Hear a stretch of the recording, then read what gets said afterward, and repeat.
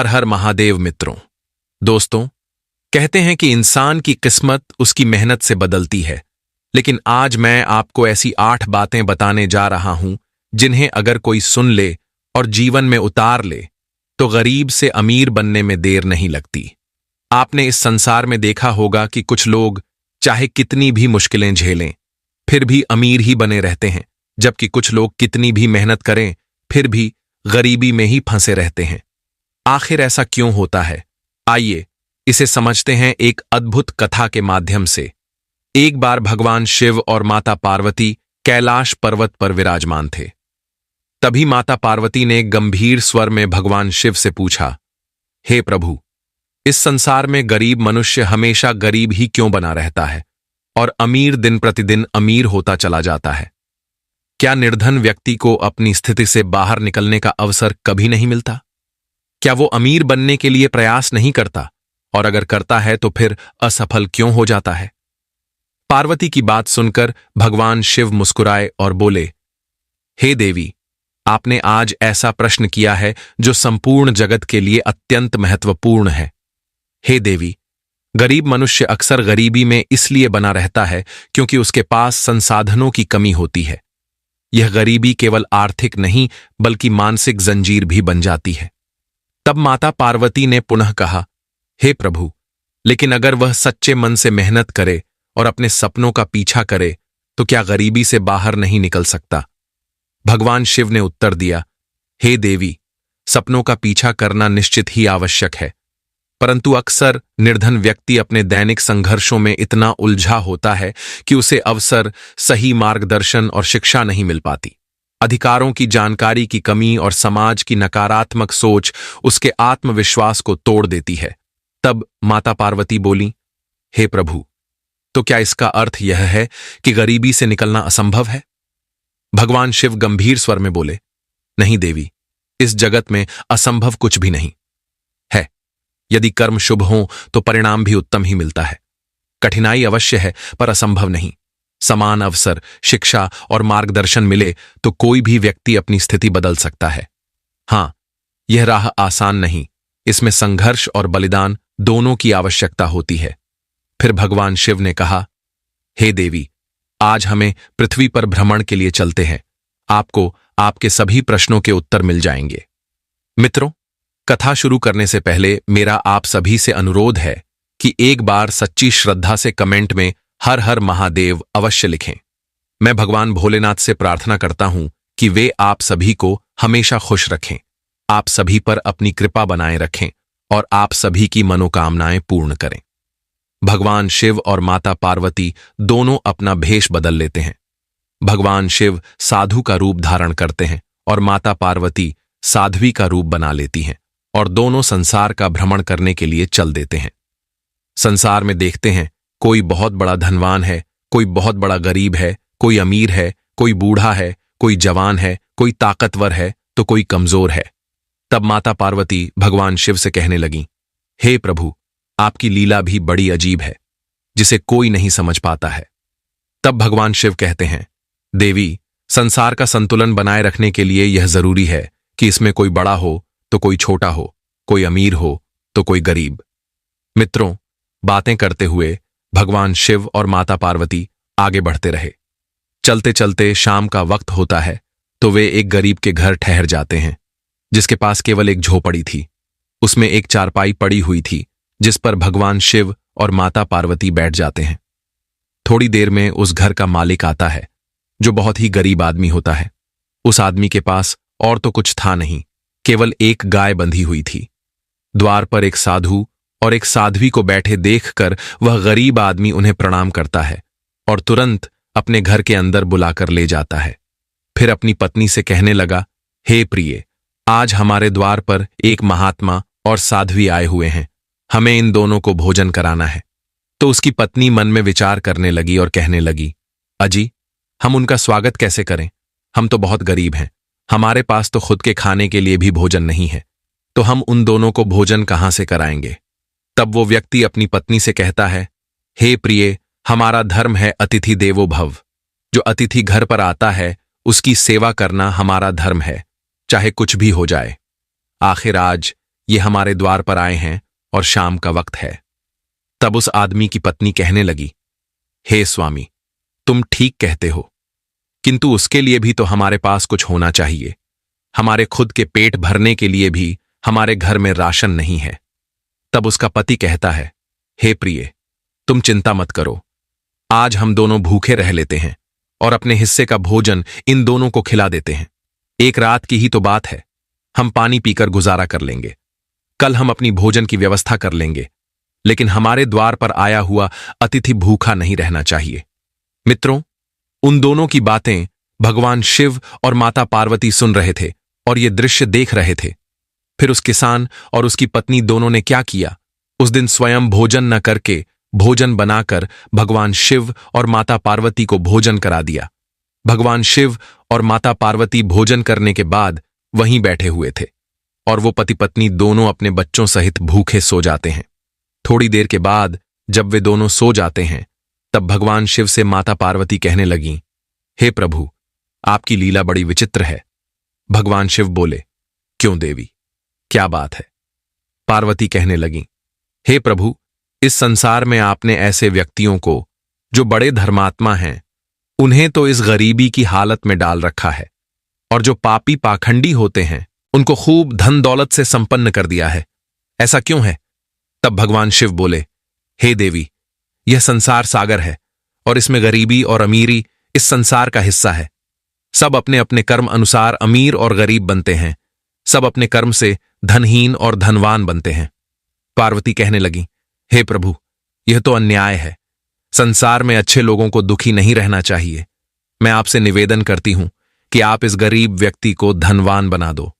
भगवान शिव कहते हैं, हे देवी, तुम भी ना जाने कैसी कैसी बातों पर जिद करने लगती हो। ये मनुष्य गरीब है, तुम्हें इस बात से क्या लेना देना? कौन सा हम इसके घर जिंदगी भर रहने के लिए आए हैं? आज रात भर की तो बात है, सुबह हमारा ठिकाना कहीं और होगा, और वैसे भी ये अपने कर्मों के कारण गरीब है। भगवान भोलेनाथ के समझाने पर भी माता पार्वती जिद करने लगी। कहने लगी, नहीं प्रभु, हमने इसका अन्न खाया है और वह भी इसने स्वयं को भूखा रखकर, अपनी पत्नी को भूखा रखकर हमें भोजन कराया है। क्या ये उसकी कम तपस्या है? देखो, बेचारे खुद भूखे सो रहे हैं, लेकिन उन्होंने अतिथि को भूखा नहीं रहने दिया। इसलिए हे प्रभु, मेरी प्रार्थना है कि आप इनको धनवान वाला बना दो। भगवान शिव माता पार्वती को समझाते हैं, नहीं देवी, इसे धनवान बनाना उचित नहीं है। तो पार्वती जी कहती हैं, नहीं प्रभु, आपको तो इसे धनवान बनाना ही होगा। माता पार्वती के बार बार कहने पर भगवान भोलेनाथ ने सोचा और कहने लगे, ठीक है देवी, तुम कह रही हो तो मैं इसकी भलाई के लिए कुछ करता हूं। भगवान शिव ने अपने मस्तक से जटा का एक बाल तोड़कर पृथ्वी पर गिरा दिया। उसी समय वहां पर एक देवरूपी मनुष्य प्रकट हो गया। भगवान शिव का वो देवरूपी मनुष्य कहने लगा, प्रभु, आज्ञा कीजिए, मेरे लिए क्या आदेश है? भगवान शिव बोले, तुम्हारे लिए यही आदेश है कि तुम इस किसान की गाय चोरी करके ले जाओ। माता पार्वती बोली, हे प्रभु, यह आप क्या कह रहे हैं? आप तो इसे धनवान बना रहे थे, फिर यह कैसा आदेश? इस बेचारे के पास केवल एक गाय है, जीवन यापन के लिए उसी का दूध बेचकर यह परिवार चलता है। तब भगवान शिव कहते हैं, हे देवी, आप सिर्फ देखती रहो। अब मित्रों, भगवान भोलेनाथ का वो मनुष्य रूपी इंसान शिवजी के आदेश अनुसार उसकी गाय चुरा ले जाता है। भगवान शिव के ऐसे बर्ताव पर माता पार्वती को बहुत गुस्सा आता है, मगर वो उनकी आज्ञा में हस्तक्षेप नहीं कर सकी। इधर सुबह होने से पहले ही भगवान शिव और माता पार्वती वहां से चले जाते हैं और कैलाश पर्वत पहुंच जाते हैं। माता पार्वती भगवान शिव से कहती हैं, हे प्रभु, आपने उसे धनवान बनाने की बजाय भूखे मरने पर मजबूर कर दिया। उसके पास एकमात्र गाय थी, वो भी आपने छीन ली।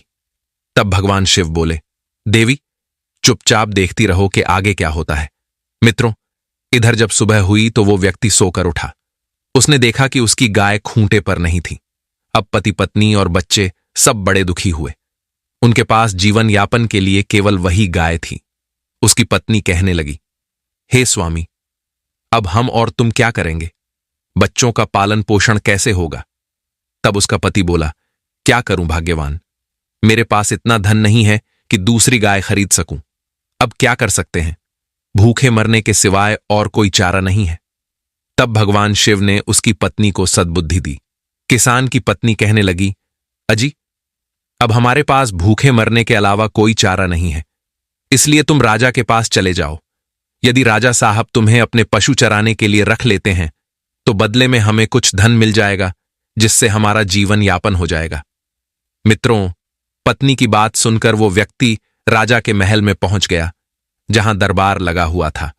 फिर माता पार्वती भगवान शिव से पूछती है, हे प्रभु, वह गरीब आदमी किसकी नौकरी करेगा? तब भोलेनाथ कहते हैं, देवी, देखते रहो आगे क्या होता है। मित्रों, राजा के यहां कुछ दिन पहले जो अश्वपाल था वह मर चुका था। अश्वपाल राजाओं के दरबार में एक बड़ा पद होता है, मंत्री स्तर का। अश्वपाल घोड़ों की व्यवस्था और देखभाल करता है। राजा को अब एक नए अश्वपाल की जरूरत थी, इसलिए उन्होंने पूरे राज्य में घोषणा करवा दी थी। 3 उम्मीदवार पहले से ही दरबार में मौजूद थे। वे घोड़ों का संचालन अच्छे से जानते थे और कई राजाओं की सेवा कर चुके थे। चौथा व्यक्ति, यानी वो गरीब किसान भी वहां पहुंच गया। उसका हाल बड़ा दयनीय था, फटे पुराने कपड़े पहने हुए। राजा ने देखकर पूछा, तुम यहां कैसे आए हो? वह बोला, महाराज, मैंने सुना है कि आपके यहां अश्वपाल का पद खाली है और यह विद्या मुझे अच्छे से आती है।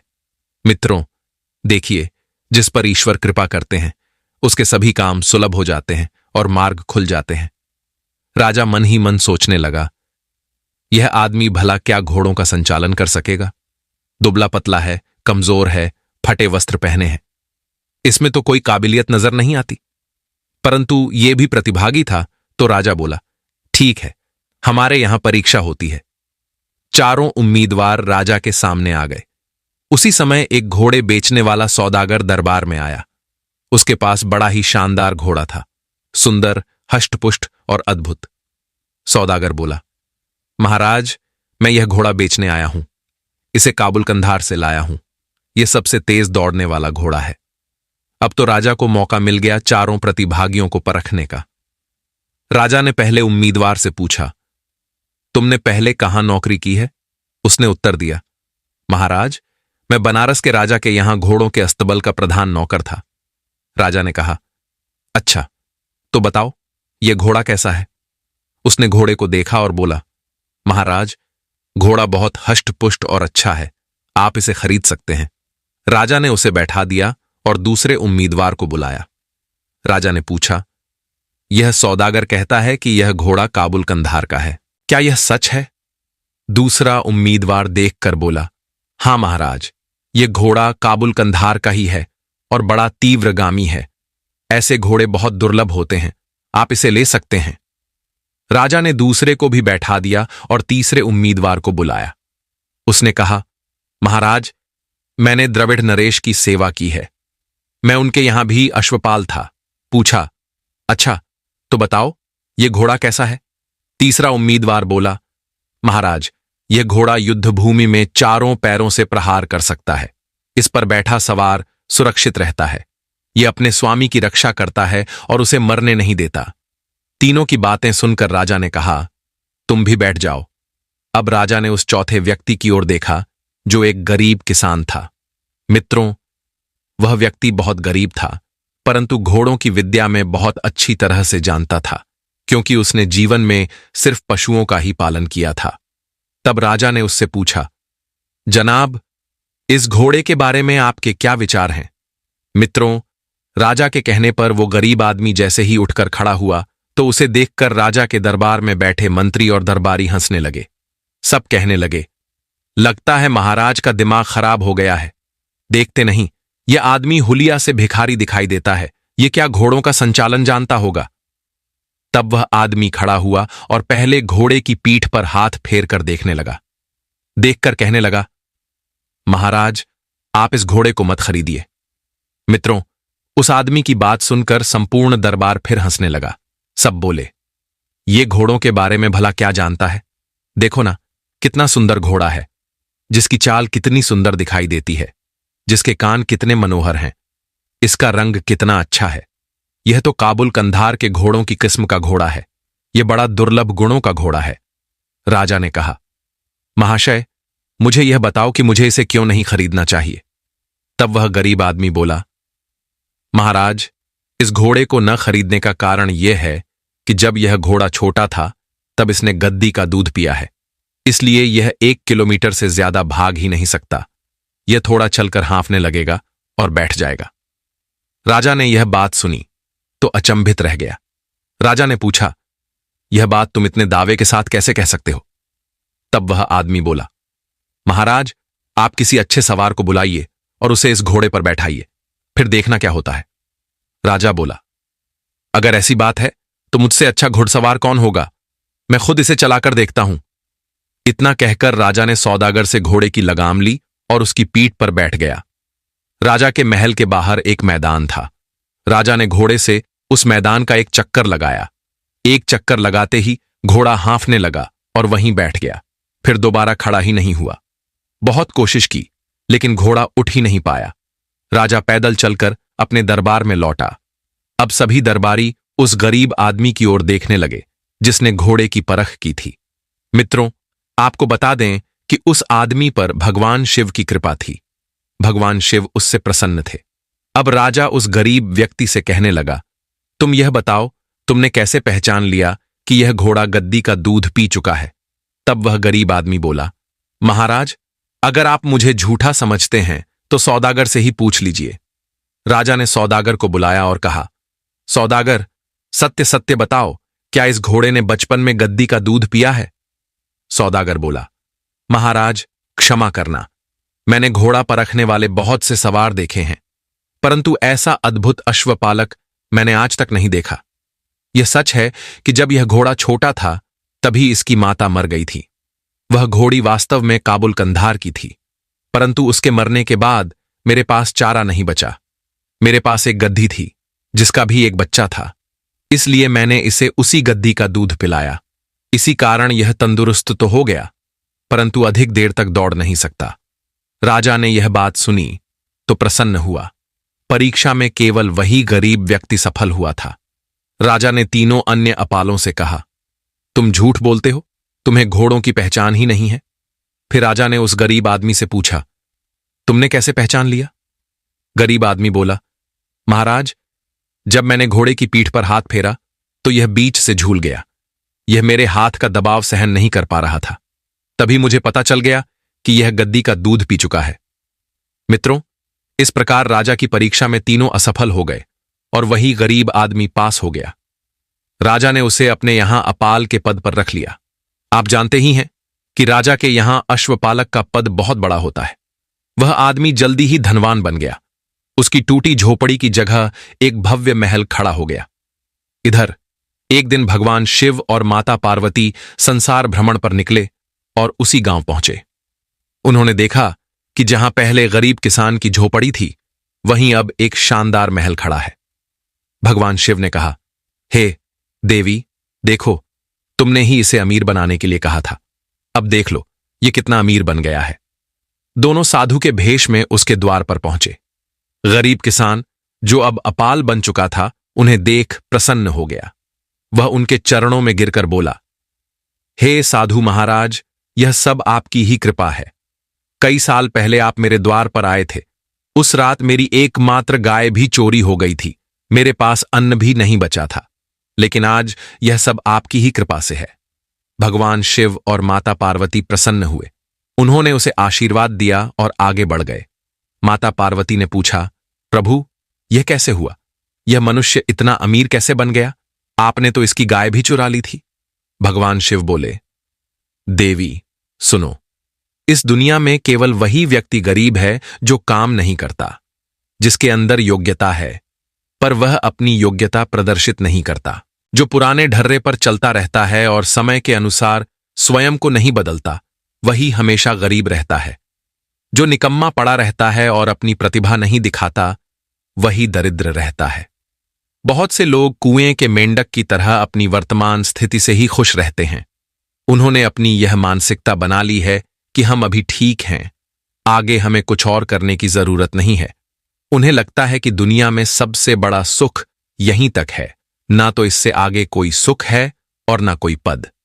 ऐसी सोच वाले लोग ही जीवन भर गरीबी के गर्त में गड़े रहते हैं, जो वर्तमान स्थिति से खुश हैं और कुछ नया करने की नहीं सोचते, अपना वर्तमान सुख छोड़ना नहीं चाहते, वे कभी जीवन में अमीर नहीं बन सकते। इस गरीब किसान को ही देख लो। इसके पास पहले एक गाय थी और यह उस गाय के दूध से ही अपना और अपने परिवार का खर्च चलाता था। यह उस समय केवल एक गाय से चिपका हुआ था और उसी को अपना संसार मान रहा था। उसने सोच लिया था कि इसी के सहारे मेरी जिंदगी कट जाएगी, और यही कारण था कि यह पहले गरीब बना रहा। जब तुमने इसे अमीर बनाने के लिए कहा तो मैंने सबसे पहले उस गाय को चोरी करवाया, क्योंकि वह गाय नहीं रहेगी तभी यह कोई और काम करने की सोचेगा। इसके पास जो दिमाग है, जो बुद्धि है, इसके अंदर जो गुण हैं, यह तभी उनका उपयोग करने की सोचेगा। कहते हैं जो किनारे को छोड़कर नहीं जाएगा वह नदी पार नहीं कर सकता, और वही काम देवी मैंने इसके साथ किया। इसको अमीर मैंने नहीं बनाया। तुम सोचती हो मैंने इसे अमीर बना दिया है। नहीं देवी, मैं किसी को अमीर गरीब नहीं बनाता। अगर मैं लोगों को अमीर बनाऊं तो संसार में कोई गरीब ही नहीं रहेगा। प्राणी अपने कर्म से ही गरीब बनता है और अपने कर्म से ही अमीर बनता है। अपने कर्म से ही प्राप्त करता है और अपने कर्म से ही खोता है। हे देवी, इसलिए कर्म प्रधान है। जो जैसा करता है वैसा फल उसे अवश्य मिलता है। फिर भगवान शिव कहते हैं, हे देवी, कुछ लोग जो कर्महीन होते हैं वे सिर्फ भाग्य को ही दोषी ठहराते रहते हैं। वे कभी अपने कर्म नहीं बदलते और इसीलिए सदैव गरीब बने रहते हैं। और गरीब से अमीर बनने के लिए यह 8 बातें हर मनुष्य को अपने जीवन में अपनानी चाहिए। ये 8 बातें ध्यान से सुन लो, जो किसी को गरीबी से अमीरी की ओर ले जा सकती हैं। पहली बात, विद्या सर्वश्रेष्ठ धन है। विद्या वह धन है जिसे कोई छीन नहीं सकता। गरीबी से अमीर बनने के लिए शिक्षा सबसे महत्वपूर्ण साधन है। ज्ञान को अर्जित करें और अपने कौशल को विकसित करें, क्योंकि यही आपको सही दिशा दिखाता है और बताता है कि शिक्षा का सही उपयोग करना सफलता की कुंजी है। दूसरी बात, धैर्य और सहनशीलता। धैर्य को सफलता का मूल मंत्र माना गया है। धैर्य और सहनशीलता के बिना कोई भी बड़े लक्ष्य को हासिल नहीं कर सकता। सहन सर्वथा साध्यम का अर्थ है कि सहनशीलता से हर कार्य सिद्ध किया जा सकता है। अपने लक्ष्यों को प्राप्त करने के लिए लगातार प्रयत्न करते रहें। तीसरी बात, सत्संग और संगति का महत्व। संगति को बहुत महत्वपूर्ण माना गया है। संगत से गुण आते हैं और संगत से दोष भी। अच्छे लोगों की संगति में रहें और उनसे प्रेरणा लें। अपने से अधिक गुणवान और विद्वान व्यक्तियों के साथ संगति करना आपको नए अवसर और सीखने की प्रेरणा देता है। चौथी बात, सुधर्म का पालन। हर व्यक्ति को अपने कर्तव्यों और धर्म का पालन करना चाहिए। सुधर्मे निधनम श्रेयः, अर्थात अपने धर्म में कर्म करते हुए मरना भी महान है। अपनी भूमिका को समझें और उसे पूरी निष्ठा और ईमानदारी से निभाएं। इसके परिणाम स्वरूप सफलता आपके कदम चूमेगी। पांचवी बात, विचारों में दृढ़ता और संकल्प शक्ति। संकल्प मूलम सफलम भवति, अर्थात संकल्प की शक्ति से ही सफलता प्राप्त होती है।